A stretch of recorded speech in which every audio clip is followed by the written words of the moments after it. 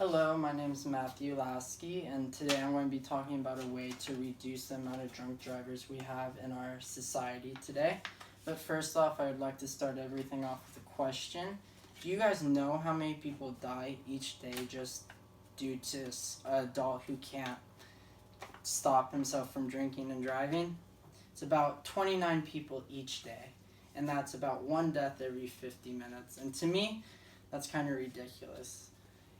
So one way I thought to save our country money and our family's hardship is adding an ignition interlock device. This device allows you to blow into it before you can actually turn your vehicle on, so it's to make sure people aren't over the legal limit.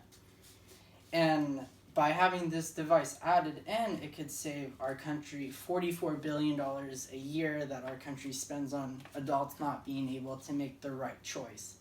And also saves family hardship for people who are, one, themselves drinking and driving and they end up dying in a car crash and they can't go home to see their family or kids the next day, or to save the life of families and kids who are just in a situation at the wrong time, who are just doing everything like they're supposed to, not drinking and driving, just driving down to the grocery store to get some food for the family.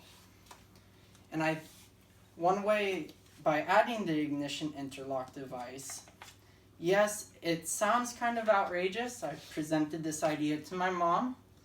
She said, why should I have to blow into something to start my car before I even drive?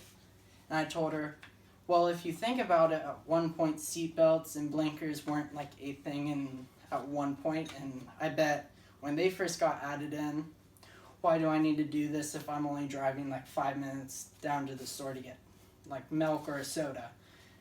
You never know what could happen in those 5 minutes. Someone can easily, say you're not wearing your seatbelt, you get on a head-on collision.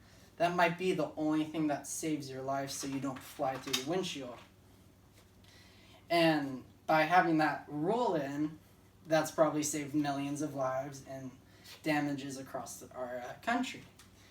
And as of 2019, it's now required all cars after 2019 made are required to have a backup camera. And I also had the same mentality. Why do I need a backup camera? I've practiced without one for, 2 years, and I was like, I'll never use the camera. And funny enough, I use it every day, and it saved me from countless accidents, almost backing into someone or someone almost backing into me. And also, a story that I can also personally relate this to, my friend Matt, he had over 4 DUI tickets. And by the 4th one, he was mandated to have the ignition interlock device installed into his car. So that also saved him his life and probably money around the tickets and such.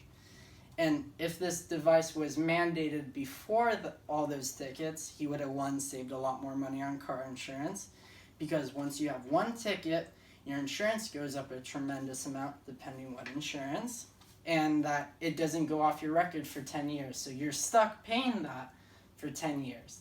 So if you think about it, if you just thought to spend a little extra more cash for the device in your car, you can easily save yourself a lot more money in the long term. And probably later in the future we'll have devices where you could just stick your thumb on something and it'll tell you if you're able to drive or not. And if he had that device in prior to that, thank God he didn't hurt or kill anyone. He could have not gone home one night, not been able to see his family or pets and give them love and affection, or vice versa, done that to someone else who was also following the law. So my final message is, if you have this device start in your car, you could always come home. If you have a dog, give them love and affection, like my gorgeous wiener dog right here named Rebby. She's small, but she's precious. Thank you for listening.